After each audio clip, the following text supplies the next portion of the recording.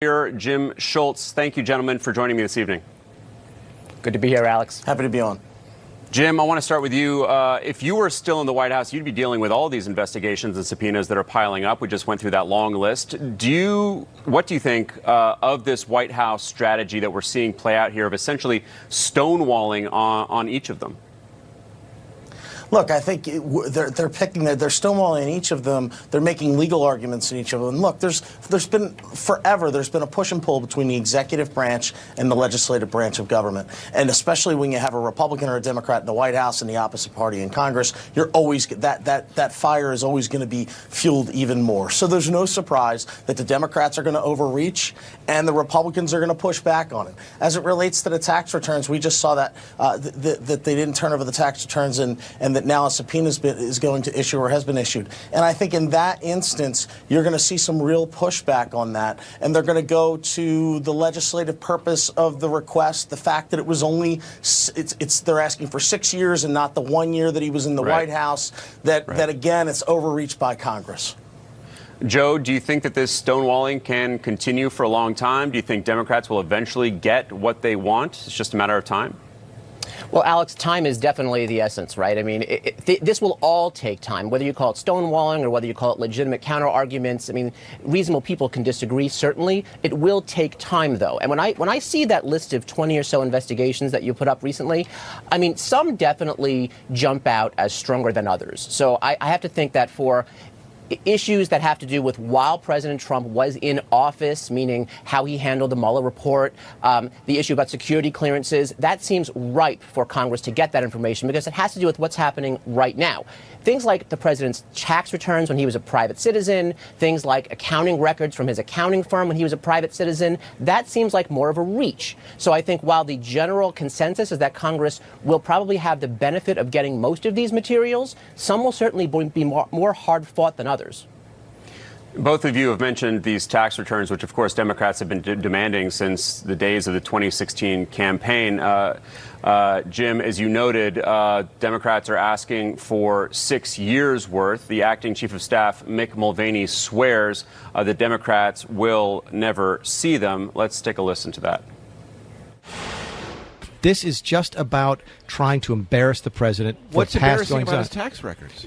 That's what they want to know. Well, what is it? I don't know because I've never seen them. Is there something embarrassing about his tax records? I have no idea because I don't see, and I don't care. So, Jim, do you think after all of this pushback about the taxes for years now that it's becoming obvious to some extent that the president is trying to hide something?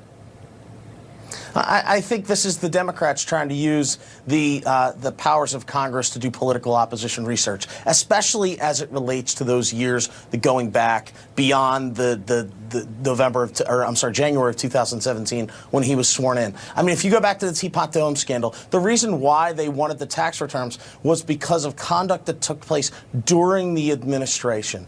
And there has to be some legitimate legislative purpose to that. While it's not explicit in the statute, certainly it was implicit in what Congress was attempting to do back in the 1920s during that scandal. So I think there's going to be I think the Treasury Department's on firm footing there. They have good lawyers in that department, and Brent McIntosh, and I don't think he is not a person that's going to lead them astray. They're going to have legitimate arguments to be made that are likely to go before the court. They have two options. One, they can do nothing, and Congress can file for contempt, or two, they can seek to quash those subpoenas. I think we're all going to have to wait and see how they handle it.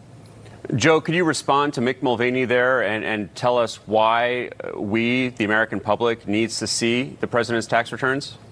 Well, I get why a lot of the American public wants to see the tax returns, and I mean that's legitimate requests, right? But the fact is that, and I agree with Jim on a lot of what he said. I mean, if you leave it optional for presidential candidates to release their tax returns, you can't get too upset with them if they opt not to release their tax returns. So I get very much why people want to see them, but the reality is here that President Trump did not need to release them. If we want to change that going forward, we can certainly change that in the law. But as far as Congress's demand to get these returns, I don't think that's one of the stronger of the various different investigations that they're pursuing. My recommendation, if I was advising House Democrats, go with quality over quantity. Go with the investigations that have a better chance of succeeding in court. Well, the other thing, of course, that Democrats want to see is Robert Mueller testify in front of Congress. Jim, we've seen the president going back and forth on that question of whether he should testify. Would you like to see Mueller in front of Congress? Whether or not I want to see Mueller testify before Congress is irrelevant. I don't sit in Congress. But I think in this case, it's but do you think that there are still questions that he needs to be asked? Up to the Justice Department. I don't know that there are, right? I don't think there are questions that need to be asked. Certainly Congress is going to be curious about one thing. Why did he punt on obstruction? And that's something that they're gonna want to ask about. The other issues were fully flushed out. I think that's one that they're going to want to try to drill down on, and that's where the focus of the questioning is. That's what everyone's talking about in the news cycles, is why did he do what he did on the obstruction issue? Right. Why did he punt it? And we still don't have a date, of course, for his testimony. It's looking more and more likely. Joe, what would you want to ask Mueller if you were up there on that dais? Well, I mean, I agree. It's really not so much about the Russia collusion part. That's pretty nailed down. It's the obstruction part. It's how much did the OLC, the Justice Department policy about indicting a president, weigh into his decision about not ultimately making a recommendation one way or the other. One thing I would add, though, is that I would have cautious expectations. Bob Mueller is a by-the-book guy. I do not expect he's going to kind of go off on extraneous answers to questions. I think he's going to stick largely to the script of his report. All right, let's leave it there. Yeah. Jim Schultz, Joseph Moreno, thanks so much. Thanks, Alex.